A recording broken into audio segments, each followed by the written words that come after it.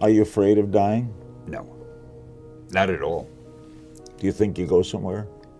No. The one thing I can't understand, I can't grasp my mind around, I feel when you die, there's just nothing. It's like when you're asleep and you're not dreaming. But I can't imagine nothingness lasting forever. What's the secret to a long life? I have no idea. To me, it's still been a short life. I hope it goes on a lot longer. I think being interested in what you're doing. I know my father, the poor guy, it was during the Depression and he was out of work most of the time.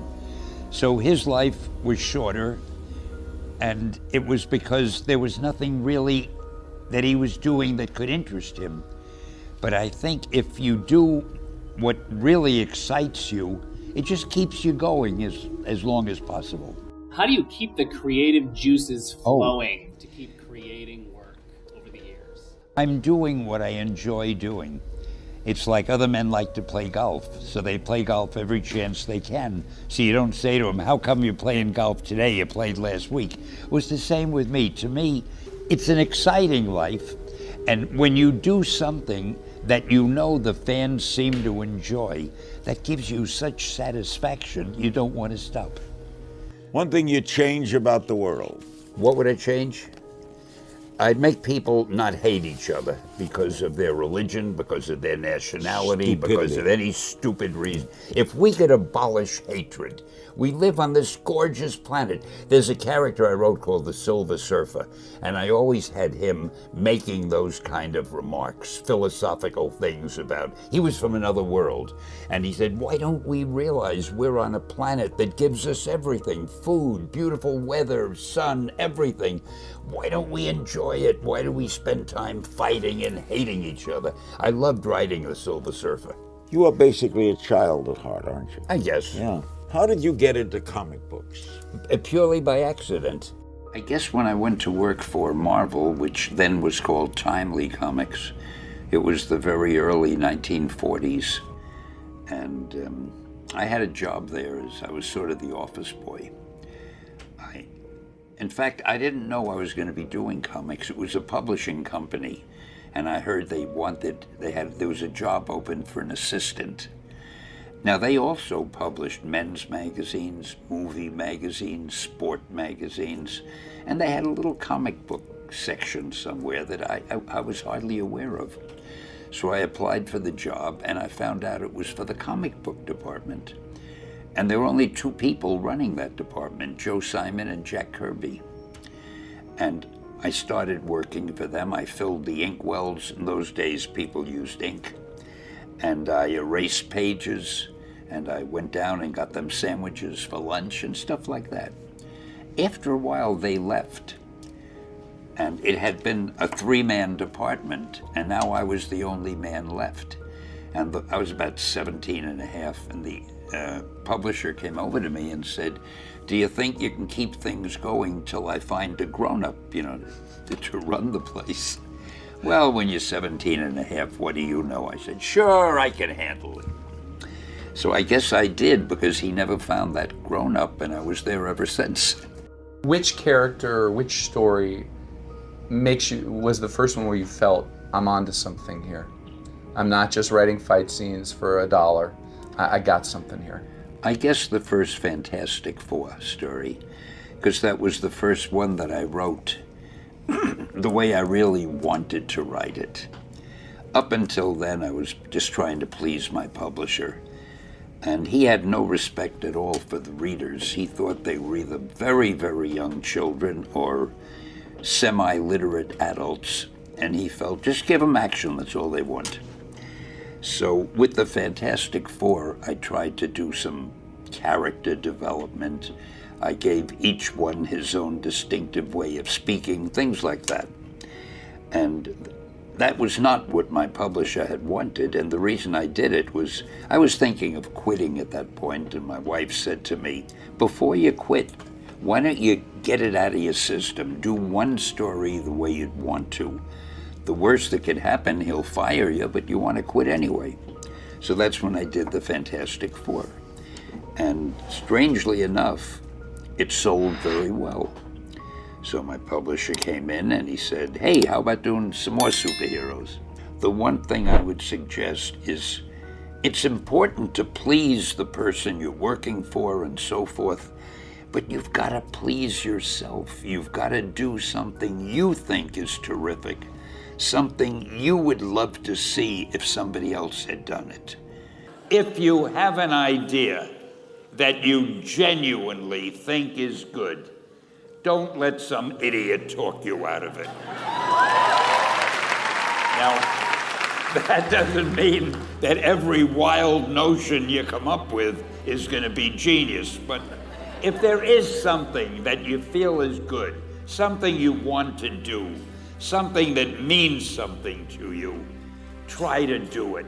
Because I think you can only do your best work if you're doing what you want to do, and if you're doing it the way you think it should be done, and if you can take pride in it after you've done it, no matter what it is.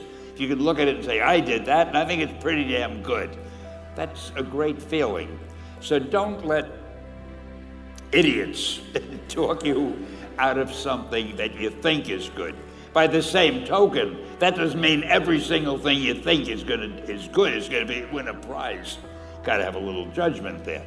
I've had other things that I thought were good that didn't work, but my publisher came to me and he said, Stan, I want you to come up with another superhero. So I said, okay, went home and I saw a fly crawling on the wall. And I said, hey, if I could get a superhero that could stick to walls and crawl on them, man, that would be cool. So I thought that was good. Now I needed a name. So I said, well, let's see, Fly Man, Mosquito Man. I got down to Spider-Man. Spider-Man. It just sounded dramatic. So, okay, I had my hero, I had his power, his name, and then I figured just for fun, I'm gonna give him personal problems. Then I thought I'd make him a teenager, because there were no teenage superheroes that I knew of at the time. So armed with all that wonderful material, those great ideas, I ran into my publisher's office and I told him. This was the reaction he gave me. Stan, that is the worst idea I have ever heard. First of all, people hate spiders, so you can't call a hero Spider-Man. You want him to be a teenager? Teenagers can only be sidekicks. And you want him to have personal problems? Stan, don't you know what a superhero is? They don't have personal problems.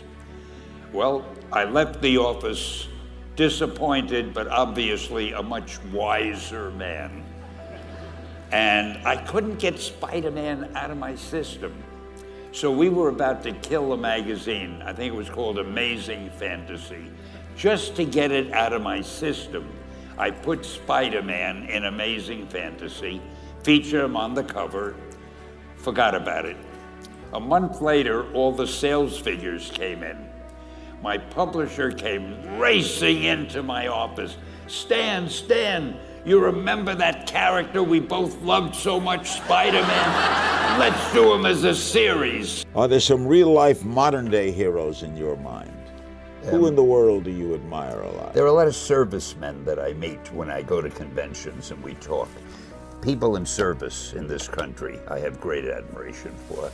I have great admiration for people who do anything well. I don't care whether it's writing or drawing a comic book or making neckties or athletics or anybody who does something well, I admire. Tell me about meeting Stan. Well, first of all, I love what you said, and let me just say to the family and to the legions of fans that I remember Stan as a true gentleman who had this glint in his eye. He's a creative genius. He thought outside the box. He created a whole universe that changed the lives of many people, mine included. Stan, God bless you. You're one of the greats. Hi, heroes. This is Stan Lee coming at you. Want you to know, Marvel has always been and always will be a reflection of the world right outside our window. That world may change and evolve, But the one thing that will never change is the way we tell our stories of heroism. Those stories have room for everyone, regardless of their race, gender, religion, or color of their skin. The only things we don't have room for are hatred, intolerance, and bigotry. That man next to you, he's your brother. That woman over there, she's your sister. And that kid walking by, hey, who knows? He may have the proportionate strength of a spider.